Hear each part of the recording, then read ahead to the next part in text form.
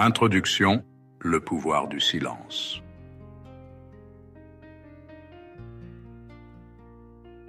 Dans un monde où tout le monde parle, où la colère se montre, où chaque émotion se crie comme une vérité, ceux qui détiennent le vrai pouvoir, eux, se taisent.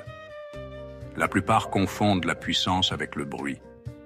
Ils croient qu'il faut hausser la voix pour être entendu, frapper pour être respecté, menacé pour être obéi. Mais Machiavel savait que le pouvoir véritable ne s'expose pas.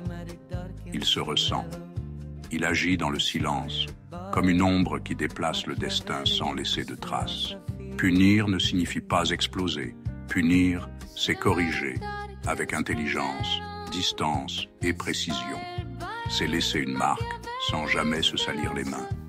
Il vaut mieux être craint que d'être aimé, si l'on ne peut être les deux. Machiavel.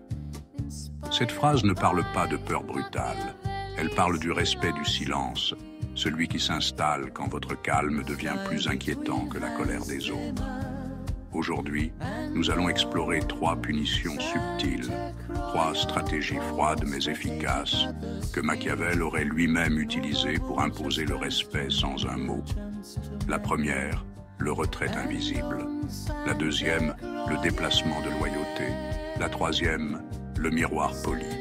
3 méthodes pour ceux qui veulent régner sur leurs émotions et non en être esclaves.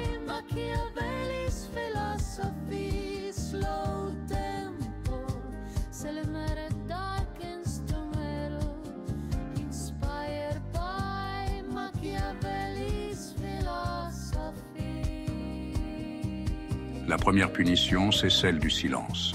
Le retrait invisible. C'est la manière la plus élégante de punir sans jamais lever la voix. Celui qui franchit vos limites, celui qui méprise votre nom, ne mérite pas votre colère, il mérite votre absence. Machiavel aurait dit « La présence excessive d'un prince le rend commun ». Et il avait raison, plus vous êtes disponible, plus on vous banalise, plus vous réagissez, plus on vous contrôle. Le retrait invisible consiste à retirer lentement, sans explication, ce que vous donniez auparavant, votre temps, votre attention, votre énergie, vos faveurs. Pas un mot, pas une justification, seulement un vide calculé. Ce silence devient alors une lame affûtée. Le fautif ne comprend pas immédiatement. Il sent seulement une distance. Quelque chose s'est éteint, et il ne sait pas pourquoi. Et c'est là toute la puissance de cette punition. Parce qu'il ne peut ni se plaindre, ni vous accuser sans avouer sa propre faute.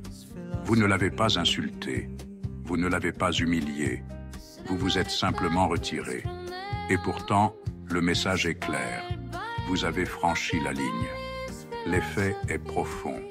Le silence crée un écho dans son esprit. Il repense à ses gestes, à ses paroles, à son comportement. Il doute, il s'interroge, et ce doute devient la vraie punition. Dans la cour des puissants, Machiavel observait ce jeu à Florence. Quand un noble perdait la faveur du prince, on ne lui criait pas dessus. On cessait simplement de le consulter. On l'asseyait plus loin à table. On oubliait son nom lors des banquets. Pas besoin d'une gifle. L'oubli est une punition plus violente. Dans ta vie, le retrait invisible est une discipline. Il te demande de contenir ton ego, de ne pas prouver ta force, mais de l'incarner par le détachement. Celui qui t'a trahi doit sentir ta disparition comme un froid soudain. Et ce froid, crois-moi, brûle plus qu'un cri. Le silence est la punition des rois. Le retrait est la vengeance des sages.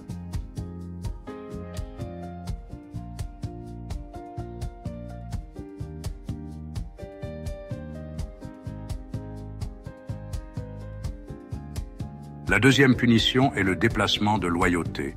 C'est une punition psychologique, douce en apparence, mais profondément déstabilisante. L'homme ne craint pas la colère, il craint la perte de faveur, la peur de ne plus être celui que vous choisissez. Quand quelqu'un piétine votre respect, ne lui courez pas après. Ne cherchez pas à lui expliquer sa faute. Faites mieux. donner à un autre ce qu'il espérait garder pour lui. C'est l'un des mouvements les plus puissants du prince, parce qu'il humilie sans toucher. Il dit au monde, « Ma loyauté se mérite. Imagine, quelqu'un profite de ton aide, de ta présence, de ton appui, puis un jour, il te déçoit. Ne dis rien. Continue simplement à offrir ce soutien, mais à un autre, sous ses yeux. Le message passe sans mots. Tu as perdu ce que tu pensais acquis. » Machiavel observait cette dynamique à la cour. Les favoris du prince vivaient dans la peur d'être remplacés. Ils servaient mieux, parlaient avec plus de prudence, car ils savaient que la faveur est instable. Et dans ce jeu, le prince restait maître. Toi aussi, tu dois comprendre. Ta loyauté est une monnaie rare. Ne la distribue pas à ceux qui la méprisent. Quand tu la retires, fais-le avec élégance. Quand tu la déplaces, fais-le avec assurance. L'humiliation de voir ta lumière briller ailleurs est une leçon que personne n'oublie. C'est une punition muette, mais durable. Les hommes oublient plus vite la mort de leur père que la perte de leur patrimoine. Machiavel. Ce patrimoine, c'est ta faveur. Celui qui la perd ressent une mort symbolique. Et c'est dans cette perte que naît le respect.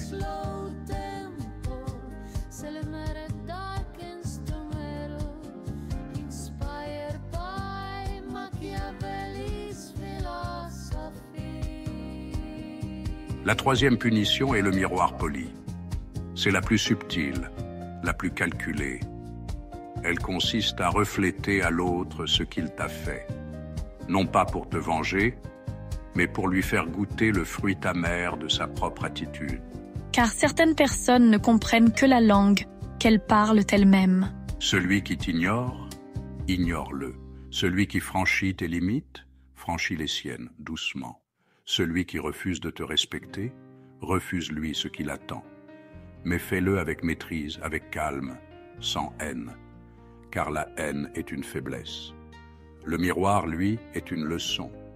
Quand il verra ses propres gestes lui revenir en plein visage, il sera forcé de se regarder. Et peu d'hommes supportent leur propre reflet. Machiavel aurait dit « Le prince sage ne hait pas, il corrige. Tu ne punis pas pour te sentir supérieur. Tu punis pour restaurer l'ordre. Le miroir est un instrument de justice silencieuse. Il dit « Je ne te détruis pas. Je te montre simplement ce que tu es. » Cette technique exige du contrôle, du détachement et une froide lucidité. Mais c'est aussi la plus libératrice, parce qu'elle t'affranchit de la colère. Tu n'as plus besoin de te justifier, ni de t'excuser. Tu montres et tu laisses la réalité faire le reste. Et ce jour-là, ton calme devient plus effrayant que sa tempête.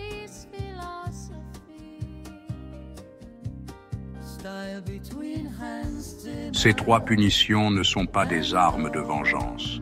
Ce sont des outils de maîtrise. Leur but n'est pas de détruire, mais de corriger avec dignité.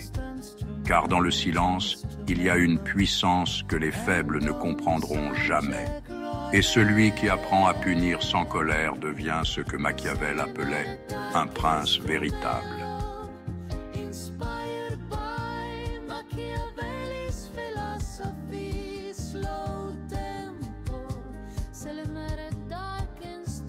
Machiavel n'a pas vécu dans notre monde. 5 siècles nous séparent de sa Florence, une époque où le pouvoir se mesurait en terres et en armées. Il n'a jamais vu les réseaux sociaux, les smartphones, ni la vitesse vertigineuse de l'information qui définit notre quotidien. Son univers était celui des lettres scellées à la cire, pas des messages instantanés. Et pourtant, ses enseignements résonnent plus fort que jamais. Car si la technologie a changé, la nature humaine, elle, est restée la même. Les mêmes désirs de reconnaissance, les mêmes peurs de l'insignifiance, les mêmes dynamiques de pouvoir. Le monde moderne est bruyant, terriblement bruyant. Chacun parle, chacun réagit, chacun crie pour exister. La colère se déchaîne sur Twitter, Les critiques explosent sur Instagram et les échecs se commentent à voix haute, en public, pour le spectacle de tous. Chaque opinion est une performance, chaque désaccord une déclaration de guerre. Dans ce chaos, le pouvoir silencieux devient une arme rare, presque un super pouvoir. Celui qui se maîtrise, celui qui choisit ses actions et ses mots avec le calcul d'un stratège, devient naturellement influent. Son silence intrigue, son calme impose le respect. Il n'a pas besoin de crier, on se penche pour l'écouter. Les 3 punitions que nous avons vues, retraite invisible, déplacement de loyauté, miroir poli, ne sont pas des reliques d'un passé lointain. Ce ne sont pas des tactiques de courtisans de la Renaissance. Elles sont précisément ce dont le monde moderne a besoin. Des instruments chirurgicaux pour naviguer dans la psychologie complexe de notre époque. Premièrement, le retrait invisible fonctionne toujours. Dans un monde qui exige une disponibilité constante, votre absence est une déclaration. Ignorez le bruit inutile.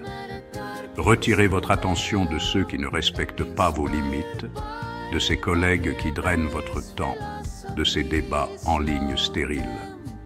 En affaires comme dans la vie, votre énergie est votre monnaie la plus précieuse. La dépenser pour des futilités est le plus mauvais des investissements. Le silence n'est pas un vide, c'est un filtre. Il protège votre capital le plus important, votre concentration. Deuxièmement, le déplacement de loyauté est plus pertinent que jamais. Dans une société d'opinion et de followers, où la loyauté est souvent performative, la retirer est un acte de pouvoir immense. Offrir votre soutien, votre expertise ou votre réseau ailleurs montre que votre faveur n'est jamais acquise. Votre influence devient un privilège et ceux qui vous sous-estiment en prennent conscience trop tard, souvent en observant le succès de celui ou celle que vous avez choisi de soutenir à leur place. Ils ne perdent pas seulement votre appui, ils assistent à la montée de leur rival, alimentés par l'énergie que vous leur avez retirée. Troisièmement, le miroir poli transcende les générations.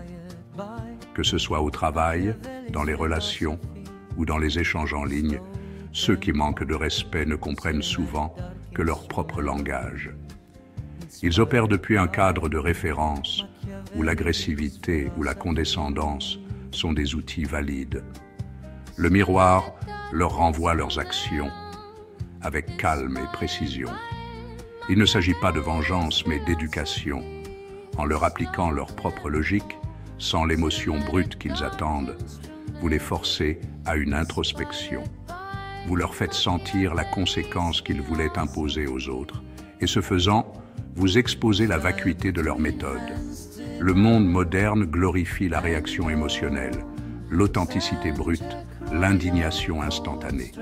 C'est le carburant des algorithmes. Machiavel, lui, enseignait la maîtrise du calme. Il savait que l'émotion est une faiblesse lorsque l'on cherche à influencer.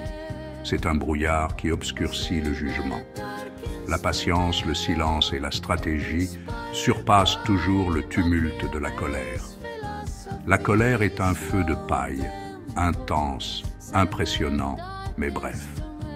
La stratégie est un courant profond, invisible en surface, mais capable de remodeler le paysage. Et c'est là la leçon la plus importante, la clé de voûte de l'héritage machiavélien. Le pouvoir véritable n'est pas dans le bruit, il n'est pas dans la domination directe. Il est dans la perception, dans la réputation, dans la crainte respectueuse que l'on inspire. Le dirigeant moderne, qu'il soit chef d'entreprise, créateur de contenu ou leader dans sa communauté, doit comprendre une vérité simple et intemporelle. Il vaut mieux impressionner que dominer par la force. La force brute crée des rebelles, l'impression crée des alliés.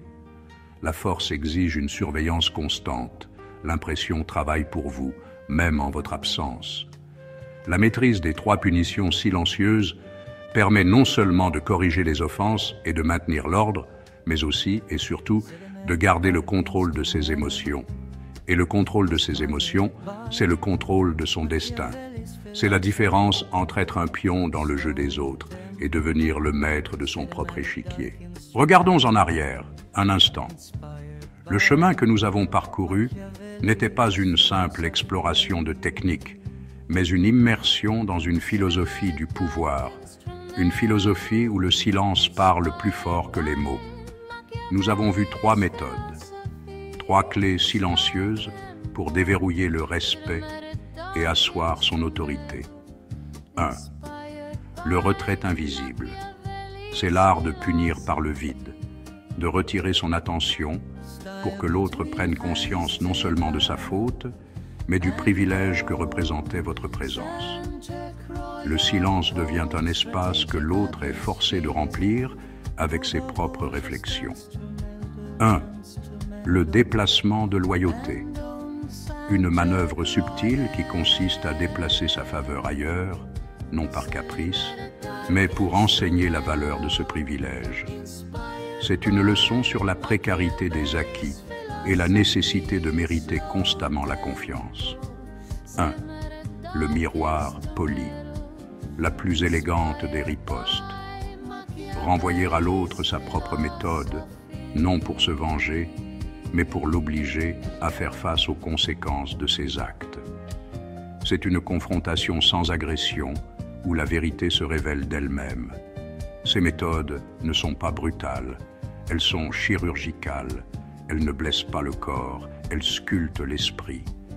Là où la colère laisse des cicatrices de ressentiment, ces techniques sèment les graines de la réflexion. Elles enseignent, elles corrigent, et finalement, elles imposent un respect profond et durable. Le vrai prince, celui que Machiavel décrivait, n'est pas un tyran vociférant. C'est un architecte des relations humaines.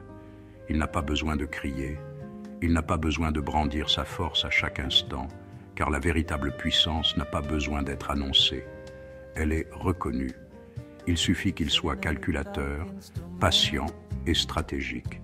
Chaque action, chaque silence est une pièce déplacée sur l'échiquier du pouvoir.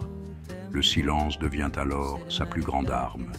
Une arme qui déroute, qui interroge, qui inquiète. L'absence devient son allié la plus puissante, créant un vide que les autres s'empressent de combler par leur soumission ou leur respect. Et le miroir devient son juge impartial, un tribunal où l'accusé est aussi le procureur.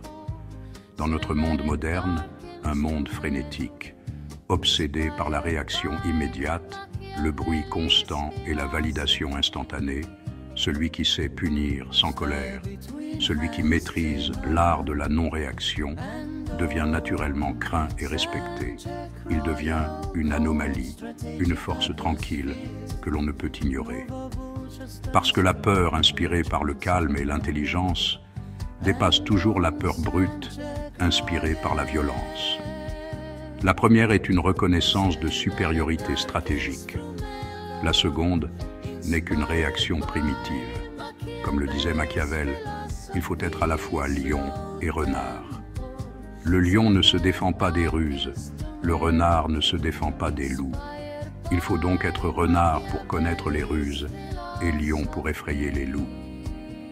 Ainsi, punir sans colère, c'est dominer par la stratégie. C'est incarner cette dualité, la force tranquille du lion et l'intelligence rusée du renard. C'est laisser la leçon s'ancrer profondément, silencieusement, durablement, comme une encre qui imprègne le papier de manière irréversible. Et toi, spectateur, en cet instant précis, tu détiens ces 3 outils. Si tu maîtrises ces 3 punitions, tu ne perds jamais ton calme, car tes émotions ne dictent plus tes actions. Tu ne perds jamais ton temps en conflit stérile. Et surtout, tu ne perds jamais le respect et le pouvoir qui te sont dus. Le monde moderne peut crier, hurler et se précipiter dans le chaos. Mais toi, tu restes calme, tu restes maître. Tu deviens le prince silencieux, celui qui sait que la véritable autorité ne se crie pas, elle se ressent dans le silence de l'adversaire, dans le respect de l'allié. Et maintenant, la question finale se pose, non pas à moi, mais à toi. Es-tu prêt à abandonner le bruit pour le pouvoir?